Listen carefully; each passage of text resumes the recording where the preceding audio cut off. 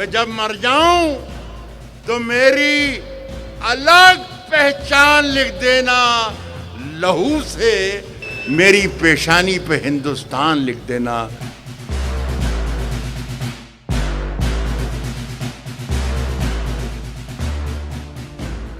आज हम बात कर रहे हैं इंडिपेंडेंस डे की टॉपिक पे, और आज इस टॉपिक को ज़्यादा गहरा करने, ज़्यादा रंगीन करने के लिए हमारे पास एक ऐसे मेहमान हैं जो कांग्रेस के सिलसिले से बहुत गहरा रिश्ता रखते। कांग्रेस एक ऐसी पार्टी है जो जवाहरलाल नेहरू, गांधी जी, ये सब से रिलेटेड है। और हमारे साथ आज मौजूद है कांग्रेस के first minister of minority, 4% champion Shabbir Ali ji. आज़ादी के 73वें साल में हम दाखिल हो रहे हैं। मुल्क आज़ाद होकर 73 ईयर्स हो गया है। आज दुनिया में न्यूक्लियर पावर से लेकर हर चीज़ में हम 5वें 6वें नंबर पर मुल्क को उतनी तरक्की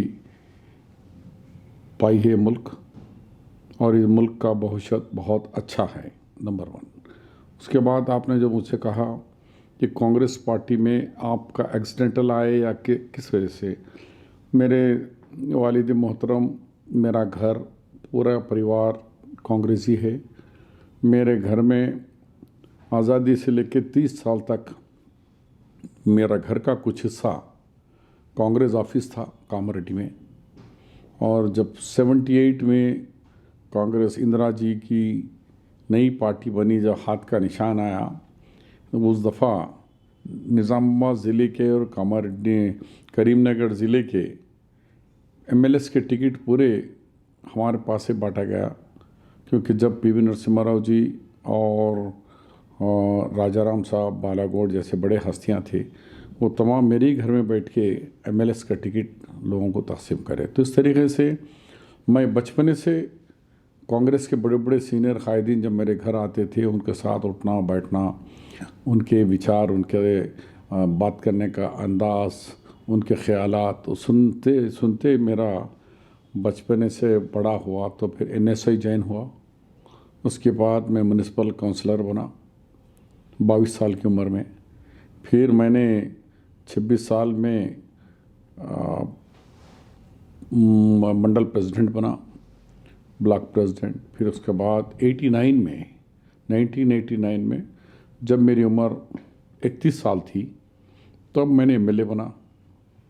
और उसी साल 18 में डॉक्टर मर्री चन्ना रेड्डी साहब चीफ मिनिस्टर और राजीव गांधी साहब वज़ीर आज़म के हैसियत से, जब भी 89 में उन्होंने कांग्रेस पार्टी मुल्क में हारी थी, लेकिन यहाँ स्टेट में कांग्रेस जीती थी, तो राजीव गांधी जी ने मुझे यूथ कांग्रेस के कोठे में पहला वज़ीर बनाए, जो आज भी मुसलमानों में सबसे कम उम्र वज़ीर औक़ाफ़ मुझे बनाया गया।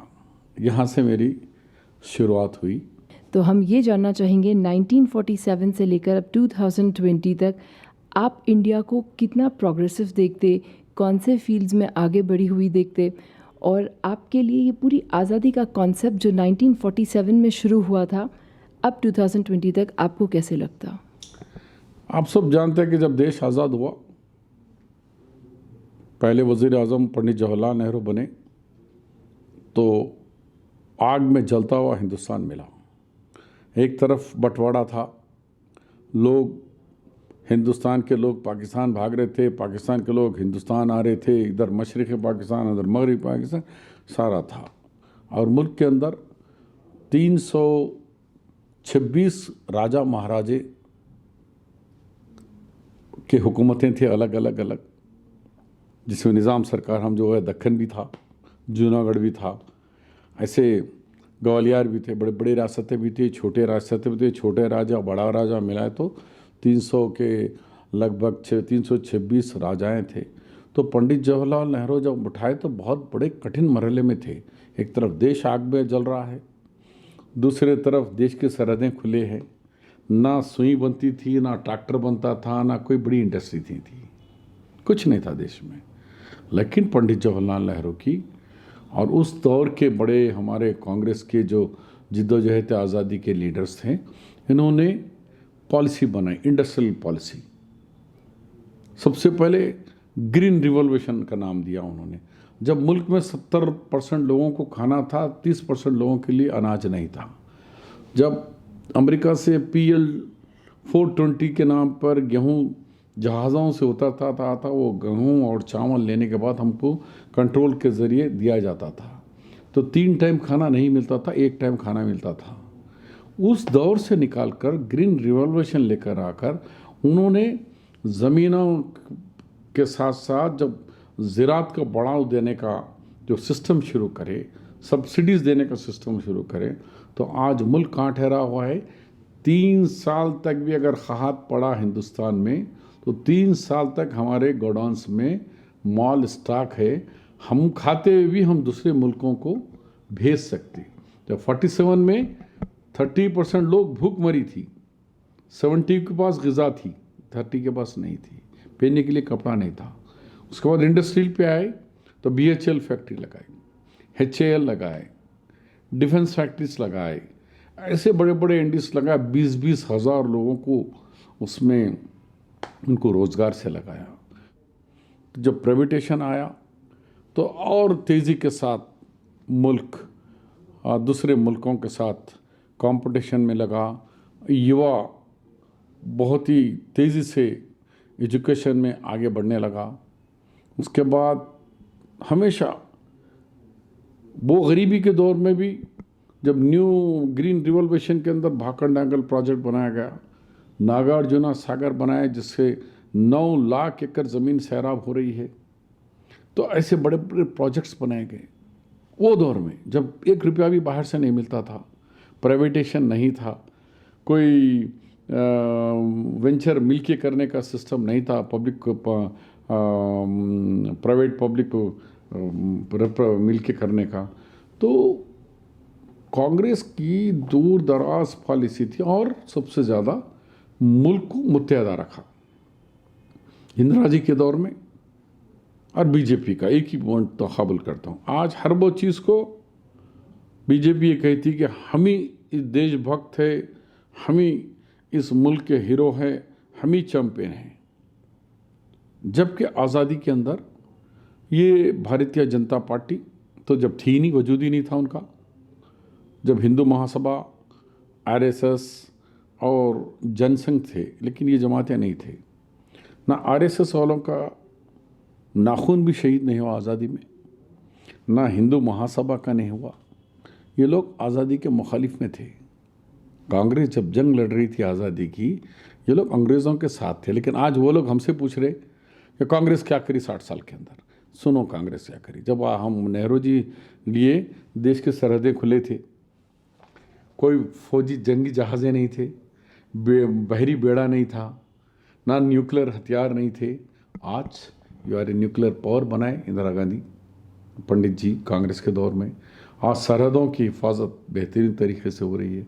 पाकिस्तान हम पे नज़रें डाला तो उनको बता दिए उनके औकात कि ये लोग मोदी जी सर्जिकल स्ट्राइक करे, ऐसा गए ऐसा उड़ के आए, उसके लिए सर्जिकल हमने सीना तान के बता दिया। अरे इंदिरा गांधी जी ने पाकिस्तान को 2 टुकड़े करके मशरक़ी पाकिस्तान को बांग्लादेश बनाकर वहाँ जनरल न्याजी के साथ 98,000 पाकिस्तानी फ़ौजियों को कैदी बनाकर लेके आकर दिल्ली में कैद करके रखा। कैसी बहादुर औरत थी कांग्रेस पार्टी की। उसका तो कोई बात कर रहा नहीं। आज बोले कि हम सर्जिकल स्ट्राइक कर दिए। अभी रफ़ाल आया तो रफ़ाल आ रहा। अरे रफ़ाल से पहले मिराज भी आए, मिग भी आया, मिग 21 से लेके मिग 29 तक कई जहाज़ें आए। राजीव गांधी के पास बोफर्स तोपें आए, उससे हम कारगिल की जंग जीते, लेकिन उसका कोई नहीं है। तो ये जो गोदी मीडिया जो मीडिया आ गया है, वो सुबह से शाम तक देश को बंटवारा कैसे करना, हिंदू मुस्लिम को कैसे लड़ाना, फिर हिंदुओं के अंदर दलितों को किस तरीके से कुचलना, पिछड़ों को किस तरीके से कुचलना। तो ये जो RSS का पहले का पुराना एजेंडा है, उसको वो लोग ला रहे हैं और ये फीलिंग दे रहे हैं कि देखो कांग्रेस पार्टी जो नहीं करी हम करके बताए। पहाड़ खोदे चुबा एक चुबे को भी नहीं लेके आए बाहर से। उल्टा यहाँ के लुटेरे लूट कर, ये मोदी, बी मोदी, सी मोदियाँ और या फिर विजय माल्या सब लूट कर भाग गए। आया तो कोई नहीं, 6 साल में गए हिंदुस्तान से सब लुटेरे, लूटे वाले। ये नंबर 1। उसके बाद उन्होंने किसी को पूछे रात के भाई और बहनों, आप रात के 12 बजने के बाद 500 की नोट और 1000 की नोट ये रद्दी में बदल जाएगी, अब ये रोड नहीं चलेगी। तो वो हज़ारों लोग लाइनों में ठहर के मर गए। और आज तक reserve bank of India parliament को हिसाब नहीं दे सक रहा कि कितने नोट जाली थे, कितने नोट टेररिस्टों के पास थे, कितने नोट पकड़े आप, उसका जवाब ही नहीं है। और ये नोट बदल देने के बाद 13-21 हज़ार करोड़ रुपए तो खाली छापने के लिए चले गए, लेकिन कितने एक्स्ट्रा बचे आज तक हिसाब नहीं दे रहे। अब ये जानना चाहेंगे हम और हमारे व्यूअर्स कि 2020 के बाद कांग्रेस, जो सबसे ज़्यादा मशहूर है नॉन वायलेंस के लिए, और उनके सारे फ्रीडम फाइटर्स की भी सेम पॉलिसी रही, हम नॉन वायलेंट रहेंगे, तो अब आगे जाकर एज एन ऑपोजिशन और एज अ रूलिंग पार्टी ऐसे कौन से मुद्दों पर आप लोग फोकस करना चाहेंगे टू मेक इंडिया एक बेटर प्लेस, मोर सेक्युलर? आपने जो कहा सही है। हमारा नस्बुलैन पार्टी का फंडामेंटल ये है कि सेकुलरिज्म, उसको मजबूती से पकड़ के रहेंगे, उसको भटकने नहीं देंगे। ये आरएसएस के जाल में हम फंसेंगे नहीं, हमारा एजेंडा वही रहेगा, उसे भी काम करेंगे। और मुल्क को जिस तरीके से सुई नहीं बनती थी, आज हम लड़ाका जहाज़, हम मिग 21-29 बन रहा है हमारे पास, मेराज तैयारी हमारे पास बन रहे हैं। तो इसी तरीके से हम मुल्क को तरक्की देंगे कांग्रेस पार्टी। और इस हमारे कांग्रेस पार्टी में कभी हिंदू मुस्लिम की बात नहीं की, कभी पर्सनल लॉ में, ना हिंदू पर्सनल लॉ में मदाखलत करे, ना मुस्लिम पर्सनल लॉ। आप अपनी शादियां कैसे करते करो, आप अपनी शादियां कैसे करते कर लो, हमें कोई मतलब नहीं, हमको तुम्हारी तरक्की मतलब है हमको। Thank you so much. अब हम लास्ट में आपसे ये जानना चाहेंगे हमारे व्यूअर्स के लिए और हमारी यूथ के लिए, आपका इंडिपेंडेंस डे के लिए कोई मैसेज है? चाहे वो चीन हो, चाहे पाकिस्तान हो, तो मुल्क का नौजवान तैयार हो जाइए अपने सरहदों को बचाने के लिए। नंबर 2, तालीम के तरफ आज दुनिया के कोई मुल्क में नौजवान उतना नहीं है परसेंटेज, हिंदुस्तान का नौजवान है। हिंदुस्तान के नौजवान में ताकत है कि वो समंदर का रुख मोड़ सकने की वो ताकत रखता है। तो मैं तमाम नौजवानों से, इंडियन से अपील करता हूँ कि आज हम तालीम के ज़रिए और ज़राअत के ज़रिए, इंडस्ट्रियल रिवॉल्यूशन के ज़रिए, IT रिवॉल्यूशन के ज़रिए मुल्क को आने वाले कुछ ही सालों के अंदर दुनिया में अच्छे से 1, 2, 3, 4 रैंक के अंदर इसको पहुंचाएंगे। और मुझे पूरी खबी उम्मीद है। और मुल्क में भाईचारे, अमन, शांति, सब एक को एक आदर, रेस्पेक्ट रखेंगे और देश के सलामती के लिए सब एक रहेंगे। जय हिंद।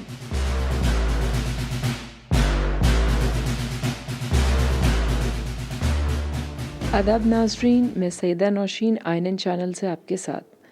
आज हम बात करेंगे यौम आज़ादी 15 अगस्त के बारे में, और इस ख़ास मौके पर हमारे साथ है एक बहुत ही ख़ास गेस्ट जो TRS के रूलिंग पार्टी के MLC है, लीडर है और उनके वर्कर है। तो हम बात कर रहे हैं मिस्टर MS प्रभाकर राव के बारे में। तो हम जानेंगे उनकी ज़ुबानी कुछ उनके बारे में, कुछ इंडिया के बारे में और कुछ तेलंगाना के बारे में। वैसे तो मैं हैदराबाद में पैदाइश मेरी परवरिश हैदराबाद में, मेरी पढ़ाई हैदराबाद में, तो मेरे जो हैदराबाद से बहुत करीब से लगा हुआ है। मेरे वालिद साहब मरहूम शामराव साहब, वो भी जो है सियासत में थे। वो आंध्र प्रदेश में एक मिनिस्टर के नाते काम किए थे और हैदराबाद में जो है मेयर के ऐसा काम किए थे। तो ये मेरा 2nd जनरेशन है सियासत में आने का। तो वैसे तो मेरा स्कूलिंग पूरा जो है ऑल सेंट स्कूल में हुआ। उसके बाद में मेरा डिग्री कॉलेज जो है निज़ाम कॉलेज से हुआ। उसके बाद मैं पोस्ट ग्रेजुएशन के लिए हम लोग अप्लाई किए थे, लेकिन इस बीच में जो है 2-3 अपॉर्चुनिटीज़ मेरे सामने आ गए थे। तो एक तो बिज़नेस अपॉर्चुनिटी आया था और जो है दूसरा जो है लॉ करने का एक अपॉर्चुनिटी था। लेकिन कई बड़े लोगों से मैं जब मशवरा लिया तो लोग कहे थे कि ठीक है बिज़नेस ही ठीक रहेगा, आप इस उम्र में जो है आप बिज़नेस स्टार्ट कर दो। तो मैं फर्दर जो है स्टडीज़ नहीं करते हुए, पोस्ट ग्रेजुएशन नहीं करते हुए, मैं भारत पेट्रोलियम कॉरपोरेशन का एक डीलरशिप था, तो तकरीबन 20-30 साल जो है भारत पेट्रोलियम कॉरपोरेशन का एक डीलर मैं रहा था। तो इस वजह से जो है हमारा ज़िंदगी शुरू हुआ।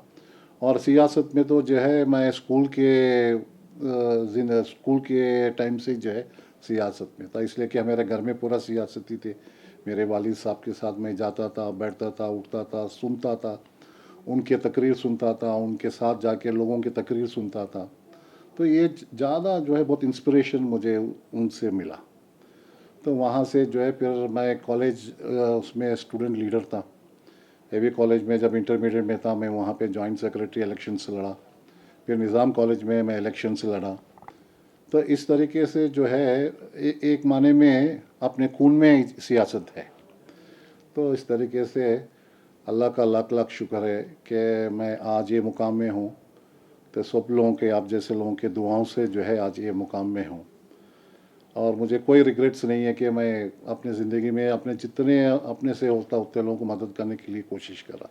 आप देखते हैं कि मेरे पास कई लोग आते रहते हैं, खासकर मेरे लगाव नामपल्ली से ज़्यादा है, जहाँ मुसलमान आबादी ज़्यादा है, तो उनसे जो है ज़्यादा मेरा लगाव है। वो लोग भी आते हैं, हिंदू भाई भी आते। वैसे तो कोई जात बात कोई नहीं, कोई भी अगर आए तो इंसानियत के नाते जो है मैं उनको मदद करने के लिए कोशिश करता हूँ।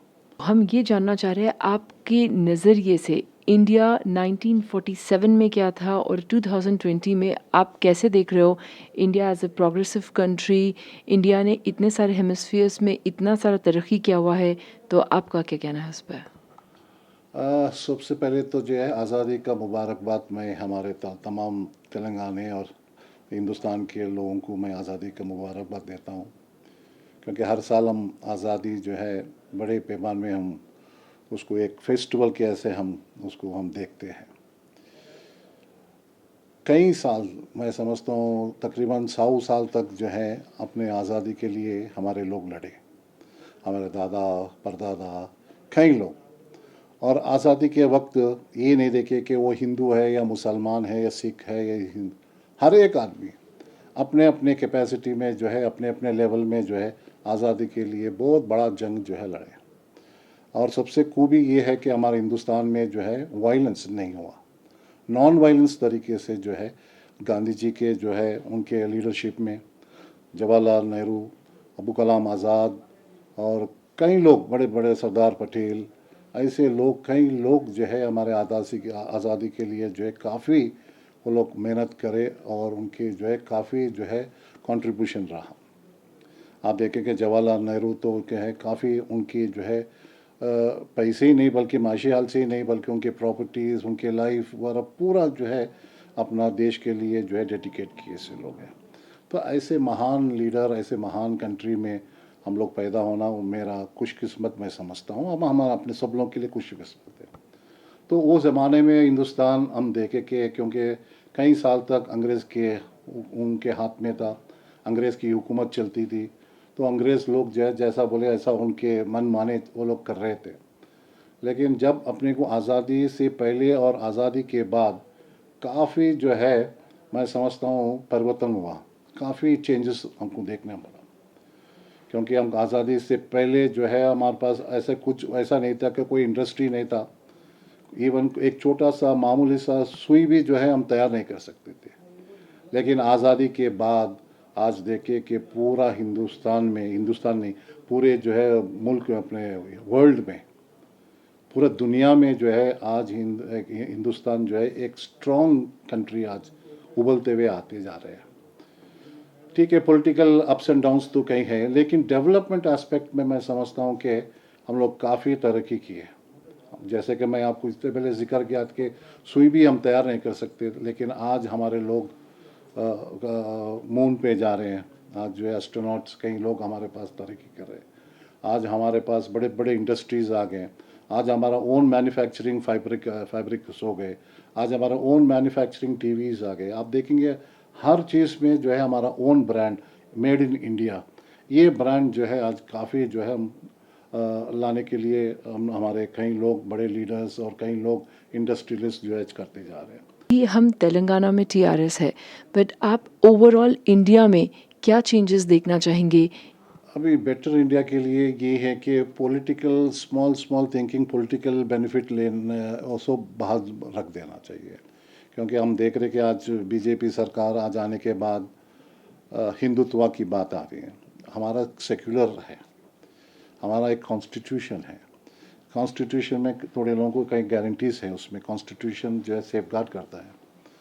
तो अगर कॉन्स्टिट्यूशन अगर एक दिन भी अगर ईमानदारी से अगर उसको इम्प्लीमेंट करे तो मैं समझता हूँ कि एक हमारा हिंदुस्तान बहुत पावरफुल हिंदुस्तान बनते जाता। अब ये पॉलिटिकल की वजह से थोड़े लोगों के ऊपर अगर टारगेट करके, क्योंकि हमारा एक सेक्युलर है वो हम नहीं भूलना चाहिए। एक सेक्युलर कंट्री में जो है हर एक आदमी को, चाहे वो जितना भी गरीब रहें दो अमीर रहें दो, चाहे वो हिंदू हो या मुसलमान हो सिख हो, सब हर एक आदमी को एक ही नज़र से हम देखना चाहिए, जब भी तो है और मजबूत हिंदुस्तान बन सकते। मगर ये जब सियासत जब इसमें आ जाता, जब सियासत के नज़र से अगर देखेंगे तो मैं समझता हूँ कि हमारे देश के लिए खतरा है, हमारे देश के रहने के लोगों के लिए भी खतरा है। ये चीज़ जो है हम इसके अबोव हम लोग सोचना चाहिए, अबोव दिस मीन पॉलिटिक्स, ये सब नहीं चलना चाहिए। अबोव देख के सोच के करे तो जो है काफ़ी हिंदुस्तान और रफ्तार से जो है अपने तरक्की हो सकती है। और एक एस्पेक्ट भी है, दूसरा रुख ये है कि बहुत सारा हेट स्पीच हो रहा है, बहुत सारी नफ़रत फैलाई जा रही है, बहुत सारी ऐसी कॉन्वर्सेशंस हो रही है जो रिलीजन बेस्ड है, जो नहीं होनी चाहिए थी। कोई पॉलिटिकल पार्टी को सपोर्ट करते हुए हमने नहीं देखा इन कॉन्वर्सेशंस में। मगर ये नफ़रत आ कहाँ से रही है आपके हिसाब से? आप बोलिए ऐसे, जैसे टेक्नोलॉजी जब आया तो हर एक आदमी खुश हुआ, टेक्नोलॉजी नया टेक्नोलॉजी आना चाहिए, उससे जो है अच्छा फ़ायदा होना चाहिए, लेकिन फ़ायदे से ज़्यादा नुकसान दिख रहा। जो टेक्नोलॉजी आज हम देख रहे, जो हमारे हाथ में फ़ोन है, जो हर मुट्ठी में जो है हम सोच रहे थे, जो बोले थे फ़ोन का जो है, आज इसका जो है सोशल मीडिया काफ़ी इम्पैक्ट जो है लोगों पे गिरते जा रहा है। बदकिस्मत ये बात है कि लोग जो है इसको मिसयूज़ करने के लगे। आपको जो है सोशल मीडिया, आपको जो है जो टेक्नोलॉजी है उसको पॉजिटिव नज़र से अगर देखेंगे तो काफ़ी फ़ायदा है। तो लोग जो है काफ़ी लोग उसको पॉजिटिव नज़र से नहीं देख रहे, उसको नेगेटिव नज़र से देख रहे, उसको पॉलिटिकल नज़र से देख रहे, उसको कुछ गलत तरीके से जो है उसको इस्तेमाल कर रहे। उसके वजह से हमारा सोसाइटी बदनाम हो रहा, हमारा सोसाइटी ख़राब हो रहा। हमारे बच्चे जो है, जो पढ़े जो बच्चे हैं वो लोग भी जो है सोशल मीडिया में इतने जो है वो लोग एडिक्ट हो गए कि सुबह उठे कि वो फ़ोन, रात उठे कि फ़ोन। अब बच्चे जो है ऐसा ग्राउंड को जाना तो भूल ही गए, कोई फिज़िकल फिटनेस नहीं है। अब सुबह उठे कि जो है क्रिकेट उसमें ही खेल रहा है, हॉकी उसमें ही खेल रहा है, रेसलिंग उसमें ही खेल रहा। तो इस तरह से जो है टेक्नोलॉजी जो है फ़ायदे से ज़्यादा नुकसान ज़्यादा हो रहा मेरे हिसाब से। तो अगर उसको लोग जो है सही तरीके से अगर इस्तेमाल करें, उसको टेक्नोलॉजी अगर सही तरीके से इस्तेमाल करें तो जो है काफ़ी स्टेट हो, कंट्री हो, काफ़ी डेवलपमेंट होने का चांसेस है। हमारे पास हमारा इंडिपेंडेंट इंडिया है। अब इस 2020 की जो मेन लड़ाई है वो कोविड से है। हम कैसे इस कोविड से लड़के अब इंडिपेंडेंस पाएंगे? उस दिन उस ज़माने में आज़ादी सिर्फ हमारे देश के लिए था। आज जो है ये कोविड से आज़ादी लेने के लिए पूरा जो है दुनिया जो है वर्ल्ड बेस्ट पावरफुल कंट्रीज़ भी जो है आज लड़ते जा रहे हैं। तो अल्लाह का क्या मर्ज़ी है नहीं मालूम, लेकिन एक इतनी परेशानी लोगों पे आ गई, लोग बहुत परेशान हैं इस कोविड से। ये कोविड ना कोई गरीब ना अमीर देखता, ना कोई रिलीजन देख रहा, हर एक आदमी को जो है कोविड का जो है काफ़ी परेशान लोग होना पड़ा। और ख़ासकर जो है गरीब लोग तो जो है 3-4 महीने तो बेचारे जो है बिल्कुल ही परेशान हालत में थे, ना कहीं बाहर जा सकते, ना किसी से बात कर सकते, मालूम नहीं, क्योंकि अगर कोई दिखता तो चीज़ उससे हम लड़ सकते, ये कोई दिखता ही नहीं, ये कहाँ से आता नहीं मालूम। आपको हवा में आ रहा या गर्द में आ रहा, बाहर से आ रहा, कहाँ से आ रहा, कोई मालूम ही नहीं। तो ऐसे चीज़ को हम लड़ना तो बहुत काफ़ी जो है चैलेंजिंग्स के से जो है हमारे कंट्री आज आगे बढ़ते जा रहे हैं। आज लकीली अल्लाह का लाख लाख शुक्र है कि हमारे हिंदुस्तान में और खास करके तेलंगाना में जो है हम काफ़ी जो है कोविड पेशेंट्स का जितने भी अगर कंपेयर टू अदर स्टेट्स है तो तेलंगाना इज़ फार बेटर। हम लोग काफ़ी जो है उस पर मेहनत करे, काफ़ी रिसर्च किए, काफ़ी चीज़ जो है उसके अंदर इन्वॉल्वमेंट हुए, काफ़ी हॉस्पिटल्स, काफ़ी डॉक्टर्स, नर्सेज, चीफ मिनिस्टर से लेके नीचे वर्कर तक जो है इसके बारे में हम लोग समझने की कोशिश कर रहे हैं और एक यूनाइटेड होकर इसको फाइट करने के लिए कोशिश कर रहे हैं। मैं समझता हूँ जितने एफर्ट्स लगाना गवर्नमेंट की तरफ से उतने एफर्ट्स तो लगाते जा रहे हैं। आप देख रहे हैं कि हमारे चीफ मिनिस्टर साहब एक बयान दिए थे मार्च में, वो ये कहे कि हमारा कोई भी तेलंगाना में अपनी जान से ज़्यादा कुछ नहीं है, तो कितने भी करोड़ रुपए खर्च हो दो, हर एक आदमी को बचाने का, हर एक आदमी का ज़िंदगी जो है कोविड से बचाने का जिम्मेदारी हम सब लेना चाहिए बोल के जो चीफ मिनिस्टर साहब का बयान था, वो काफ़ी बयान जो है काफ़ी लोगों में जो है एक हिम्मत सी जो है उफलाज आई। तो मेरे अपील आपके INN चैनल से कि प्लीज़ मेहरबानी करके आप जो है थोड़ा सोशल डिस्टेंस मेंटेन करिए, प्लीज़ मेहरबानी करके आसपास आपका साफ़ सफाई सुथरा लगाइए, क्योंकि हमारे घर में जो है 10-10, 15-15 लोग रहते हैं। हमारे घर में हमारे पिताजी रहते, हमारे माताजी रहते, हमारे बच्चे रहते, हमारे बहन रहती, तो ये सब के जो है जिम्मेदारी हम लेना चाहिए। तो आप प्लीज़ मेहरबानी करके इससे थोड़ा सोशल डिस्टेंस मेंटेन करिए, साफ़ सुथरा रहिए, ताकि हम सब एक अच्छी जो है एक अच्छा गुड हेल्थ हम सब लोगों को मिलना बोल के मैं अल्लाह से जो है दुआ करता हूँ। विजनरी हमारे इंडिया के लिए और कोविड की फाइट के लिए। Stay home, stay safe, maintain social distance and a very happy independence day. जय हिंद।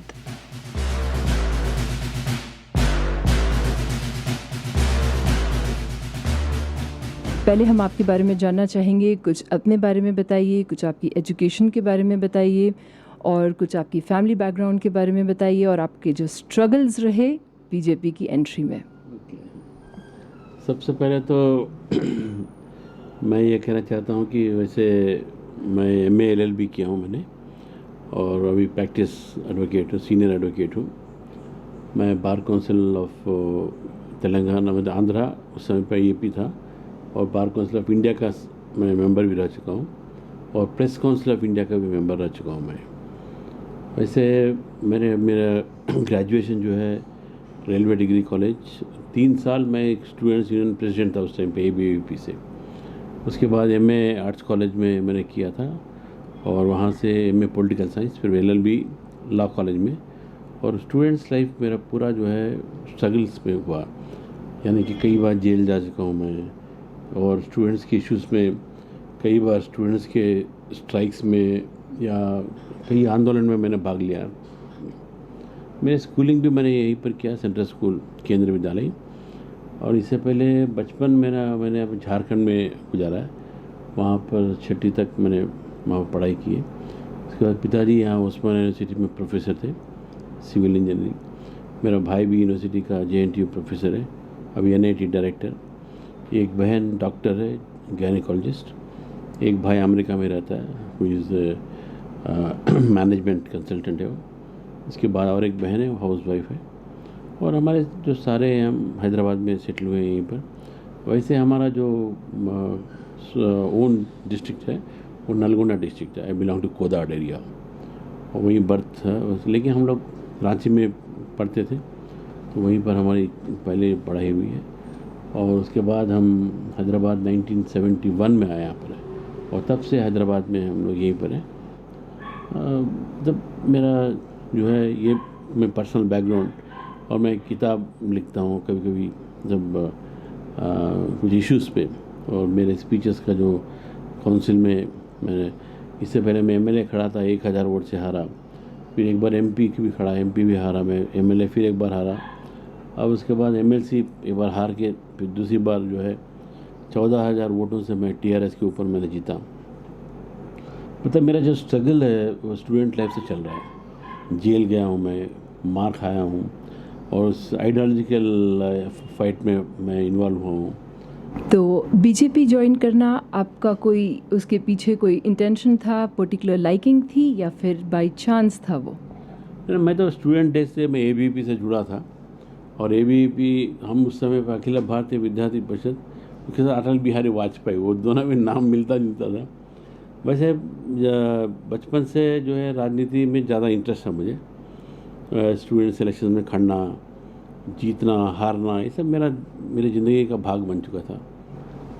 और मैंने ये भी पढ़ा कि आप एक कॉलमिस्ट हो, आप संडे कॉलम्स लिखते हैं और आप ट्विटर पे भी काफ़ी एक्टिव है। 2 डेज़ बैक आपने ट्विटर पे भी एक ट्वीट किया हुआ था केसीआर जी से, जिसमें आपने उस्मानिया हॉस्पिटल के बारे में पूछा। उसके बारे में कुछ बोलिए। हाँ, मैं वैसे मतलब लिखने का चाव है, लेकिन समय मिलता नहीं है। वैसे मैं आंध्र ज्योति में लीगल कॉलम लिखता था, अभी नहीं लिख रहा हूँ। उसके बाद जो है कई लीगल जर्नल्स हैं, उसमें मेरे आर्टिकल्स कंट्रीब्यूशन किया है। मेरे स्पीचेस का मैंने बुक निकाला एक, और एक मुस्लिम ये जो सोशल कंडीशंस के ऊपर भी एक रिसर्च पेपर मैंने रिलीज़ किया था, वो भी एक बुक के फॉर्म में मैंने पब्लिश किया है। तो इंटरनेशनल लेवल पे पूरा मतलब ऑल ओवर इंडिया में, ऑल ओवर वर्ल्ड में कहाँ कहाँ मुस्लिम्स की डिफरेंट वैराइटीज़ के उनके इकोनॉमिकल कंडीशंस कैसे हैं, उस पर किया था। तो वो रिसर्च पेपर था बेसिकली। तो वैसे अभी भी लिखता हूँ मैं पेपर्स में। रिसेंटली मेरा एक आर्टिकल छपा था तेलंगाना टुडे में चाइना के ऊपर, और कई मतलब पेपर्स में तेलुगु में। मुझे तेलुगु ठीक से आती नहीं है, लेकिन उसका जो अनुवाद होता है वो मेरा कोई दोस्त करता है। मैं इंग्लिश में लिखता हूँ, वो दो तेलुगु में लिख के देते हैं आंध्र ज्योति में, और कई आंध्र प्रभा, वार्ता, कई पेपर्स में मेरा आर्टिकल छपता है, अभी भी छप रहा है कभी कभी लास्ट। और बीजेपी के बारे में, बीजेपी 1980 में फॉर्म होने के बाद 1984 में फर्स्ट इलेक्शन जिसमें 2 लोकसभा सीट्स मिले थे। फिर 1996 में लोकसभा में द लार्जेस्ट पार्टी मानी गई थी बीजेपी। और अब टुडे की हालात में 2020 में we have 12 seated CMs and we have 2 prime ministers from BJP. So how do you feel? नहीं, ये बहुत बड़ी यात्रा है, एक राजनीतिक और एक ऐतिहासिक यात्रा। भारतीय जनसंघ से इसको हमें देखना चाहिए। पहले भारतीय जनसंघ के समय पर जब दीनदयाल उपाध्याय जी, जब श्याम प्रसाद मुखर्जी, जब पार्टी का जब स्थापना हुई थी जनसंघ की, उस समय पर उत्तर भारत में कांग्रेस का बहुत बड़ा मतलब पावर था। सारे उनके मुख्यमंत्री पूरे कांग्रेस के थे। देश में कांग्रेस के सिवा दूसरी पार्टी का कोई स्थान दिखता नहीं था। उस समय पर जनसंघ उभर के आई सामने, और जनसंघ में थोड़े लोग जीते। उसमें अटल बिहारी वाजपेयी जी एक थे, और अटल बिहारी वाजपेयी के साथ साथ अद्वानी जी आए, वो भी जीते थोड़ी जगह पे। उस समय बहुत कम सीट थे। मुझे याद है कि वो पहले तो 6-7 सीट थे, बाद में वो 30-40 में बदले। फिर वहाँ उत्तर भारत में कांग्रेस से लड़ने के लिए संयुक्त विधायक दल पहली बार नानाजी की देशमुख के नेतृत्व में बनी, और सब पार्टी मिलकर, जनसंघ, लोक दल वगैरह पूरे मिलकर ये संयुक्त विधायक दल बनकर उस समय पर चरण सिंह जी को वहाँ पर मुख्यमंत्री बनाया गया था। उत्तर प्रदेश में पहली नॉन कांग्रेस पार्टी उत्तर प्रदेश में बनी थी, संयुक्त विधायक दल। नॉर्थ इंडिया में उसी प्रकार, बिहार में, हर जगह पे इस फार्मूला का फर्स्ट कोalition सेटअप अगेंस्ट कांग्रेस। तो हम क्लियरली देख सकते हैं कि आपका कॉन्फिडेंस बीजेपी पर बहुत स्ट्रॉन्ग है। और अब जाते हैं हम इंडिपेंडेंस डे की टॉपिक के ऊपर। तो मैं ये जानना चाहूँगी कि 1947 में हमको आज़ादी मिलने के बाद से अब तक आप इंडिया को कितना डेवलप देखते हैं?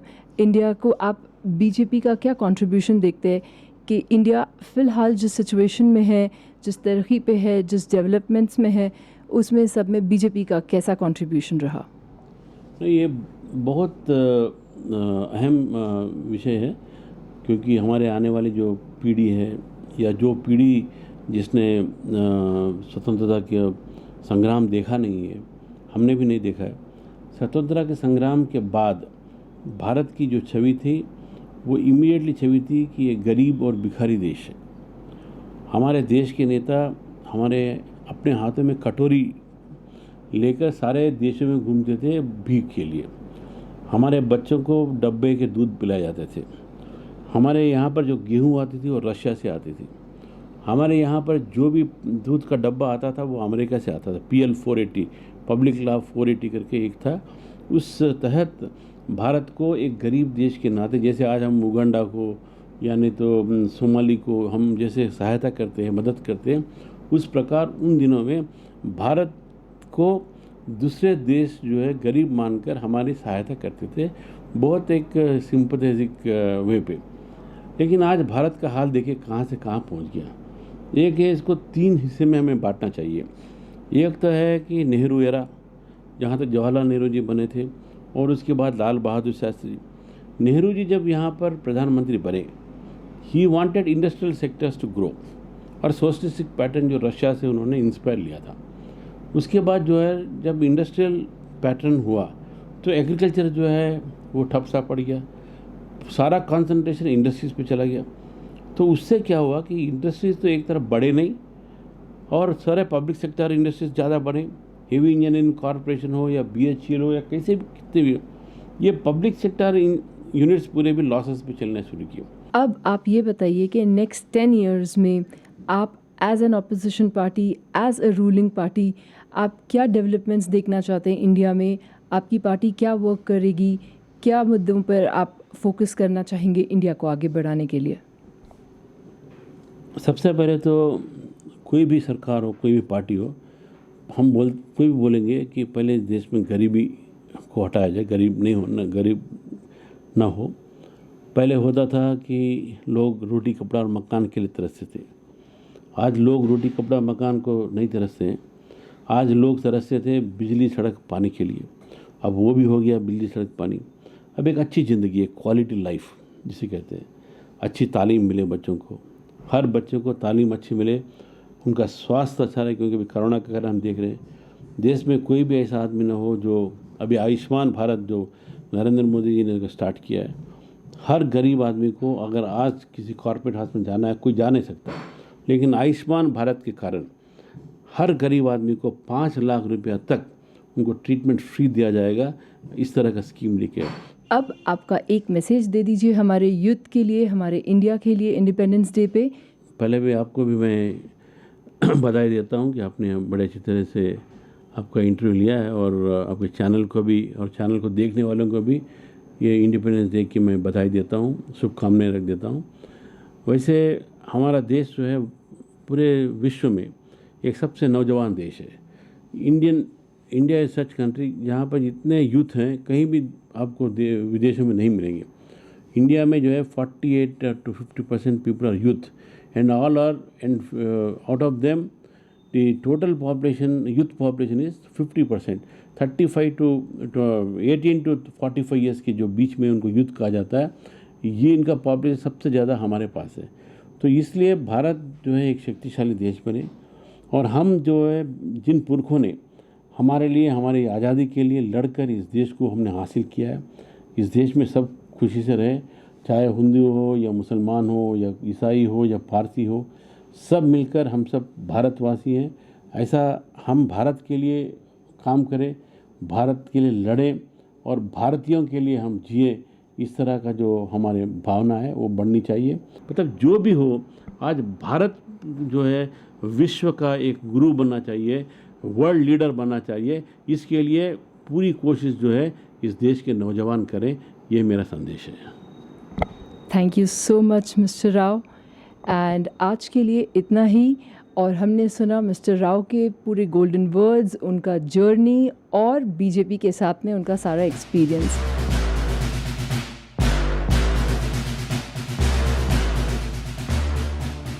आदाब नाज़रीन, मैं सईदा नौशीन INN चैनल से आपके साथ।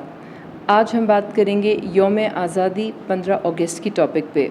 हमारे पास में आज है CPI के ex-MP मिस्टर सईद अज़ीज़ पाशा। हम जानेंगे उनकी ज़ुबानी इंडिपेंडेंस डे की टॉपिक के ऊपर, पर पहले हम उनके बारे में जानेंगे कुछ तफसीलात। मैं यूँ तो सैयद सादात घराने से ताल्लुक़ रखता हूँ। तो 1965 में जब मैं ग्रेजुएशन कर रहा था, उस वक्त जो है मैं ये सियासी मैदान में आया।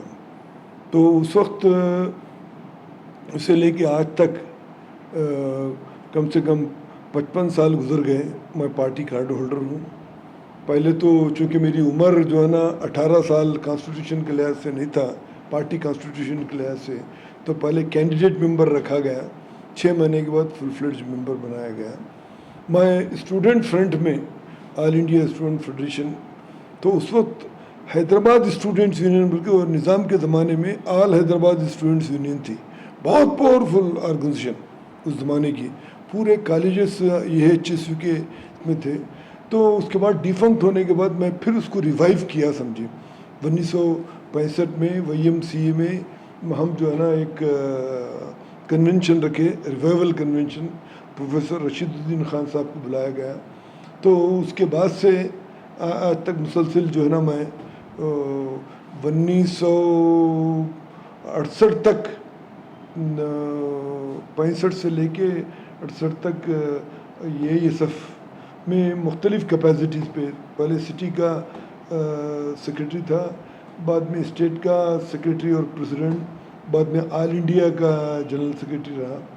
तो उसके साथ साथ इंटरनेशनल यूनियन ऑफ स्टूडेंट्स का भी वाइस प्रेसिडेंट रहा। और यहाँ पर भी तेलंगाना में हमारे रवि नारायण रेड्डी जो नलगुंडे हल्के से ठहरे थे, वो इंडिया में नंबर 1 हाईएस्ट वोट लिए, पंडित जवाहरलाल नेहरू नंबर 2। नलगुंडे में 13 की 13 सीट हमने जीते। तो उस पॉपुलैरिटी लोग जो है ना, हमारी जो कुर्बानियाँ हैं, ये तमाम चीज़ों को देखने के बाद अब कई वो उस वक्त जो है ना बेगारी सिस्टम जो चल रहा था, तो उसके ख़िलाफ़ हम लड़े, जो बॉन्डेड लेबर खिलाफ, और देशमुखों का जो जुल्म सिस्टम चलता था, और रज़ाकारों का जुल्म के ख़िलाफ़ भी। तो उस वक्त हमने जो ये किया, उस वक्त आर्म्ड रिवोल्यूशन के लिए रवि नारायण रेड्डी, बद्दामल्ला रेड्डी और मखदूम मोहिउद्दीन तीनों ने ये आवाज़ दी। तो उसके लिए तमाम लोग मुत्तहिद होके बहुत ज़बरदस्त लड़ाई लड़े, समझिए। खैर उसके बाद ऑपरेशन पोलो जो हुआ, सरदार पटेल वगैरह जो है ना, ये चूँकि रज़ाकारों की वजह से ये जो ना अपनी मुमलिकत अलग करने के बारे में जब सोच रहे थे, तो जो सेंट्रल फोर्सेस आने के बाद क्या हुआ आप लोग जानते हैं, राज प्रमुख रहे, बाद में उससे वो बर्खास्त हो गए। नोटबंदी से लेके अब जितने सिचुएशंस आए, फार्मर्स के प्रॉब्लम्स आ रहे हैं और बहुत सारे इश्यूज आ रहे हैं, जिसमें ऐसा लग रहा है कि सब लोग टॉलरेंट हो गए, सबका सब्र बहुत आगे बढ़ गया, या फिर लोग नज़रअंदाज करने लग गए। आपको लग रहा क्या है कि रीज़न क्या है? हमारे यूथ मिनिस्टर्स को, हम लोग के युवा को क्या करना चाहिए आगे बढ़ने के लिए? आज अफसोस की बात है कि मीडिया का बहुत ही डर्टी रोल है, मैं वर्ड यूज़ कर रहा हूँ, माफ़ करना, डर्टी रोल है, एक्सेप्ट माधुर्य चंद लोगों के, जिनके पास मॉरल करेज है, जो चीज़ों को हक़ाइक़ चीज़ों को रख रहे हैं। तो मेन वही है, भटकाऊ लोगों में जो आ रहा है, यूथ वगैरह में, कि भाई कुछ भी हो, वो नरेंद्र मोदी जो है ना इतना बड़ी तीर मारा, ये तीर मारा, ये करा, वो करा, ये तमाम जो चीज़ें हैं, तो वो एक तरफा लोगों के जहनों में वो बात जा रही है मीडिया की वजह से।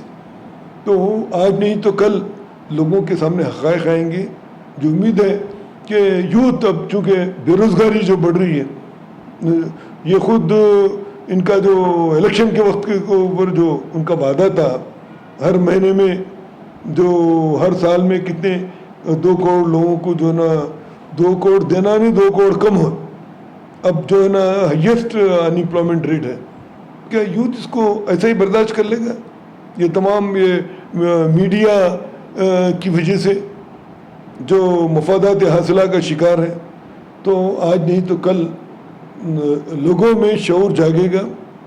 और मैं उसी का इंतज़ार कर रहा हूँ अभी भी कि आज नहीं तो कल लोगों में जो है ना हक़ाइक़ क्या है सामने आएंगे, वो तल्ख़ हकीकतें सामने आने के बाद लोग जो है ना बिल्कुल बगावत करेंगे, इनके ख़िलाफ़ ठहरेंगे।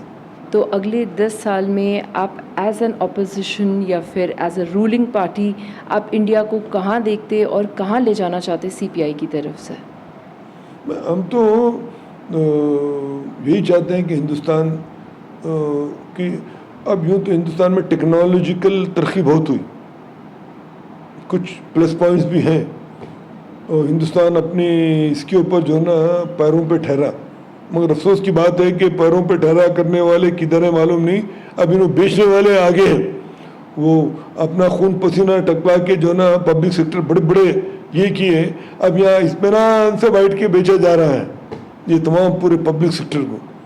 तो हमारी वर्किंग क्लास जो है ना कई मरतबा बंद, पूरा भारत बंद और स्ट्राइक वगैरह करी समझे, हम खामोश बैठने वाले नहीं हैं।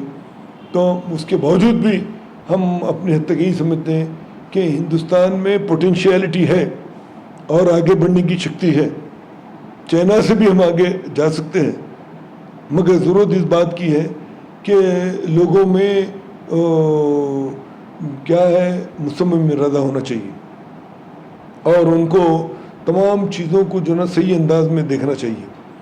तो आज नहीं तो कल हिंदुस्तान जो ना आगे बढ़ेगा और वर्ल्ड की तो ऑलरेडी अब बहुत बड़ी ताकत है, मगर सबसे बड़ी ताकत बनके ये हिंदुस्तान उभरेगा। मैं यही समझता हूँ कि मैं बिल्कुल पॉजिटिव अंदाज में सोच रहा हूँ, ऑप्टिमिस्टिक हूँ कि हिंदुस्तान बिल्कुल इन तमाम जो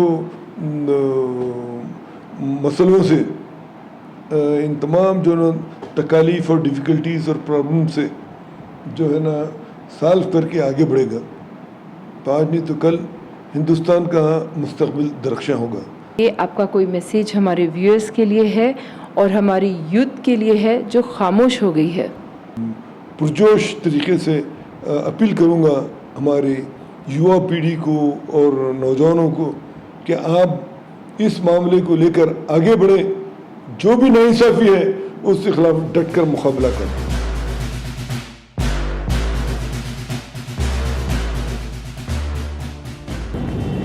आदाब नाज़रीन, मैं सैदा नौशीन आईएनएन चैनल से आपके साथ। आज हम बात कर रहे हैं इंडिपेंडेंस डे की टॉपिक पे।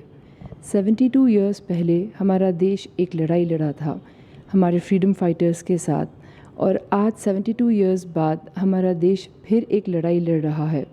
और इस बार हमारे साथ फ्रीडम फाइटर्स नहीं, फ्रंट लाइन वॉरियर्स है। और इस मौके पे हमारे साथ एक बहुत ही अहम गेस्ट है। एक ऐसे गेस्ट है जो जब दिन में जागते तो हम सब आराम की चैन की सांस लेते, और जब वो रात में जागते तो हम सब आराम से सो सकते। ये वो इंसान है जो एक जेंटलमैन है, जो एक ऐसे कॉप है जो सब के लिए एक बहुत बड़े इंस्पिरेशन है। We welcome to the show commissioner of Hyderabad mister Anjani Kumar. Welcome sir. Thank you so much. Thank you sir. First हम आपके बारे में कुछ जानना चाहेंगे, आपकी लाइफ, आपकी हॉबी, आपकी स्टडीज़, कुछ भी बता सकते हैं हमारे व्यूअर्स को आपके बारे में। वैसे तो सब आपको जानते हैं, सब आपके बहुत बड़े फ़ैन हैं, but we would want to know आपकी ज़ुबानी। सबसे पहले तो बहुत बहुत शुक्रिया कि मुझे आप लोगों से गुफ्तगू करने का ये मौका मिला। हैदराबाद कमिश्नर ऑफ पुलिस का ये एक ऐसा पोस्ट है कि इसमें हॉबी क्या है और आपके लाइक्स क्या हैं और पैशन क्या हैं, इसके लिए कोई वक्त नहीं है। हमारी हॉबी, हमारी लाइकिंग पुलिसिंग है, 24 आवर्स पुलिसिंग, और हम लोग केवल वही करते हैं और कुछ नहीं। हैदराबाद शहर आज की तारीख में हिंदुस्तान का एक उभरता हुआ सितारा है। It's a rising star and we consider ourselves very lucky to be part of this movement. 2014 में जब तेलंगाना स्टेट का फॉर्मेशन हुआ और एक नया सिलसिला, एक नया सफ़र डेवलपमेंट का, इक्वालिटी का, feeling of safety and security का 2014 से शुरू हुआ, वो सिलसिला अभी 2020 तक चल रहा है। बहुत मंजिलें हमने पाई हैं, आगे बहुत मंजिलों को देखना है, पहुंचना है, और इसलिए पुलिस डिपार्टमेंट के तरफ से, हैदराबाद सिटी पुलिस के तरफ से जो भी मेहनत हम लोग कर रहे हैं वो इसलिए कर रहे हैं कि मुझे इस शहर से मोहब्बत है। मैं चाहता हूं कि दुनिया में इस शहर का नाम हर अच्छी चीज़ों में अव्वल नंबर पर रहे। Thank you sir. सर, हम 1947 में देखे कि बहुत ज़्यादा लड़ाई लड़कर हमारे नेशनल लीडर्स ने हमारी कंट्री को आज़ादी दिलवाई, और उसके बाद हम अपने स्कूल बुक्स में एक इंडिया को देखते थे, उनके स्टोरीज़ पढ़ते थे, और आज 2020 में एक इंडिया है हमारे सामने। एज़ अ चाइल्ड आपने इंडिया को स्टोरी बुक्स में जैसे भी पढ़ा है, और आज आप इंडिया को जैसे देखते हो, क्या डिफरेंस और सिमिलैरिटीज़ देखते हो आपस में? सबसे पहले तो इंडिया के बारे में जब बात होती है, हिंदुस्तान के बारे में जब चर्चा होती है, तो हम इसे दुनिया का सबसे बेहतर देश, वतन इसलिए मानते हैं, इसलिए नहीं कि हमारी जन्म यहाँ हुई है, हमारी पैदाइश यहाँ की है, नहीं, इसलिए हिंदुस्तान सबसे अच्छा है क्योंकि जो वैल्यूज़ हमारे इंडियन कल्चर में है, जिसको देखकर, जिसको फील करके हम लोग बड़े हुए हैं, वो वैल्यू वर्ल्ड में कहीं नहीं है। लेकिन अब फिर एक समय आया है जब दुनिया उभरते हुए भारत को, जिसका सर अब अपने कंधे पे गर्व के साथ है और जिसका जीडीपी फिर टॉप 5 में आ चुका है, शायद अमेरिका, जापान, चीन, जर्मनी के बाद सबसे ज़्यादा GDP, gross domestic product Hindustan का ही है। तो ऐसे मौके पे जब हम हिंदुस्तान को बढ़ते हुए देखते हैं तो बहुत खुशी होती है, बहुत फ़ख्र होता है कि इस ग्रोथ में, इस प्रोग्रेस में हम साझेदार हैं, हम पार्टनर्स हैं। और हमारे लिए इंडिपेंडेंस डे यही बताता है कि हम लोग, जो हमारी कल्चर है मिल के रहने की, एक दूसरे की मदद करने की, उस कल्चर को और अगले मुकाम तक कैसे लेकर जाएं। जो हमारे यहाँ गरीबी है, उस गरीबी को कैसे कम करें। जो हमारे यहाँ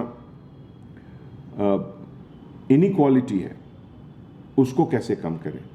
और इसको कम करने का जो सबसे अच्छा तरीका है, जो अभी तेलंगाना स्टेट में चल रहा है, जैसे कि मिशन काकतिया, मिशन भागीरथ, हर गांव में बिजली, और अब अर्बन डेवलपमेंट में जो नया काम हो रहा है, जिसके कारण वर्ल्ड की बड़ी बड़ी कंपनियां हैदराबाद में आ रही हैं, चाहे वो बोइंग की कंपनी हो, चाहे वो सॉफ्टवेयर की कंपनी हो, बड़ी बड़ी फार्मा कंपनी हो, हर चीज़, हर कंपनी हैदराबाद को हसरत भरी निगाहों से देख रहा है कि मुझे यहाँ अपॉर्चुनिटी मिले प्लांट लगाने का, इंडस्ट्री लगाने का, और उसके बाद हम लोग डेवलपमेंट करेंगे।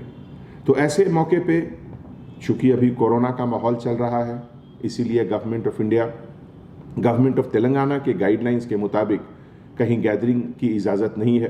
तो 15 अगस्त भी बहुत छोटे स्तर पे मनाया जाएगा, लेकिन जो स्पिरिट है, जो जोश है, वो ज़रूर रहेगा हम लोगों के अंदर।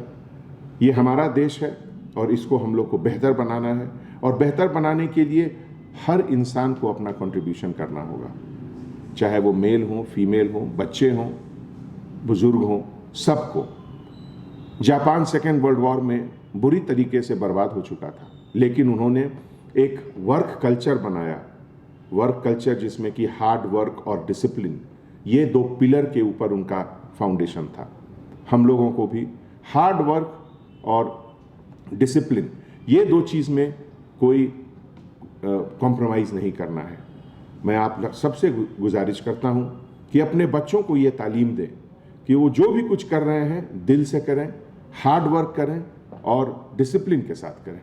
सर, हम ये जानना चाहेंगे, आज से 10 साल बाद आप इंडिया को कहाँ देखना चाहते हैं? कौन से सेक्टर्स में, कौन से एरियाज़ में आप इंडिया को मोर डेवलप्ड और मोर प्रोग्रेसिव देखना चाहते हैं? हिंदुस्तान को अगर आप सही तरीके से देखिए तो हमारे पास सरप्लस क्या है? Human resources. 100 करोड़, 120 करोड़ का पॉपुलेशन है, ये हमारी ताकत है। इतने लोगों में इल्म, हुनर हासिल करने की क्षमता है, कैपेसिटी है। अगर हम लोग स्किल्स एक्वायर करें, सॉफ्ट स्किल्स, चाहे वो कंप्यूटर्स का हो, नर्सिंग का हो, मेडिसिन का हो, जो भी चीज़ हो, उसमें हम लोग अभी बहुत ऊपर जा सकते हैं। और इसीलिए मैं सभी से अपील करता हूं, जिसको जो मौका मिले अपना स्किल डेवलप करिए और अपने स्किल से नेशन बिल्डिंग में मदद करिए। तो मैं चाहता हूं कि 10 साल के बाद जो हिंदुस्तान का एक नया चेहरा सामने आएगा उसमें कोई भी लोग अनएम्प्लॉयड नहीं रहेंगे और जो बेसिक लेवल ऑफ एजुकेशन है वो सबके पास रहेगा और सभी लोग के पास स्किल रहेगा जिसके तहत वो काम करके अपनी रोजी रोटी खुद कमा सकते हैं। एक ज़माना था फ्रीडम फाइटर्स का और अब ये है आप लोग फ्रंटलाइन वॉरियर्स का। ये कोविड स्टार्ट होने से लेकर अब तक आप लोग ने अपनी टीम से इतना कुछ दिया, हमारे हैदराबाद को इतनी सेफ्टी दी। तो हम ये जानना चाहते हैं कि आप लोग ने अपनी खुद की सेफ्टी को कैसे मैनेज किया, अपने मोरल्स को कैसे बूस्ट किया और कैसे आप लोग ने अपने आप को मोटिवेटेड रखा इस टाइम पे जब बहुत सारे लोग डीमोटिवेटेड हो रहे थे। पुलिस डिपार्टमेंट के बारे में कहा जाता है कि हम लोग क्राइसिस सिचुएशन हैंडल करने में शुरू से हमारी यही महारत रहती है। चाहे वो नक्सलिज्म का प्रॉब्लम हो, चाहे वो टेररिज्म का प्रॉब्लम हो या किसी भी तरह का क्राइसिस हो, पुलिस डिपार्टमेंट हमेशा फ्रंट रनर रहती है। तो जब कोरोना का मसला आया तो हम लोग इसमें भी फ्रंट रनर थे और जनता कर्फ्यू से लेके containment area, movement of essential items, migrant labourers के मूवमेंट को से लेके अभी तक जितनी भी चीज़ हुई है हर में हमारे हैदराबाद सिटी पुलिस के कांस्टेबल ऑफिसर्स अव्वल नंबर पे रहे हैं, सबसे आगे रहे हैं। इस प्रोसेस में हमारे सिटी में भी बहुत लोगों को इन्फेक्शन हुआ, पुलिस वालों को इन्फेक्शन हुआ, लेकिन अच्छी बात है कि 90% लोग ऑलरेडी कोरोना वायरस को हराकर, जंग उससे जीतकर वापस ड्यूटी में आए हैं और फिर पुलिस स्टेशन में काम कर रहे हैं। आज सुबह सिटी आर्म रिजर्व पेटला बुर्ज में एक फंक्शन हुआ जिसमें 225 ऑफिसर्स को हमने वेलकम किया, उनको एक गिफ्ट दिया, एक सर्टिफिकेट दिया और उनको मुबारकबाद पेश किया कि आपके दिलेरी से और आपके फैमिली सपोर्ट से हैदराबाद सिटी पुलिस का नाम बहुत ऊपर हुआ है। Thank you sir. सर, हमने ये भी देखा कि आप लोग को प्रमोट कर रहे हैं प्लाज्मा थेरेपी के लिए और प्लाज्मा डोनेशन के लिए, तो उस पर भी आप कुछ कहना चाहेंगे? हैदराबाद सिटी पुलिस के बहुत सारे ऑफिसर्स को इन्फेक्शन हुआ ये कोरोना का, उनमें जिनका सिम्टम्स ज़्यादा था, जिनके अंदर एंटीबॉडीज़ डेवलप हुई, वो प्लाज्मा डोनर्स भी बने और अभी तक करीब 275 लोगों को, 275 लोगों को हैदराबाद पुलिस के तरफ से प्लाज्मा डोनेशन किया गया है। Thank you sir. Sir, last हम ये जानना चाहेंगे हमारे व्यूअर्स के लिए कि आपका कोई मैसेज है इस इंडिपेंडेंस डे पे हमारे यूथ के लिए, हमारी जनरेशन के लिए? मैसेज क्या, लेकिन मैं अपील जरूर कर सकता हूँ कि अपने शहर से मोहब्बत करो। जहाँ कहीं भी कुछ गलत चीज़ देख रहे हो तुरंत डायल 100 पर फ़ोन करिए और बताइए। हर इंसान एक पुलिस ऑफिसर है और हैदराबाद की जो पॉपुलेशन है 1 करोड़ से ज़्यादा, मैं समझता हूँ ये 1 करोड़ में जो कम से कम एडल्ट लोग हैं 50 लाख, वो हमारे पुलिस डिपार्टमेंट के हैं। तो आप और हम मिलकर हैदराबाद को बेहतर और सुंदर बनाएंगे। Thank you.